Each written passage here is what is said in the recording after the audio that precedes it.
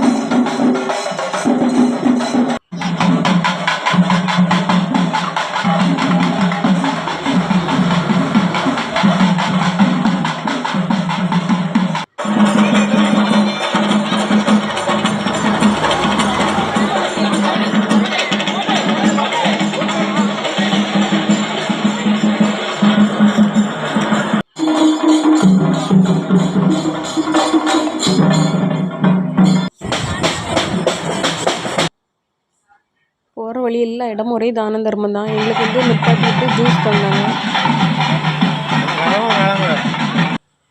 Juice எல்லாம் குடிச்சிட்டு அப்படியே வந்து வீட்டுக்கு வந்தோம்.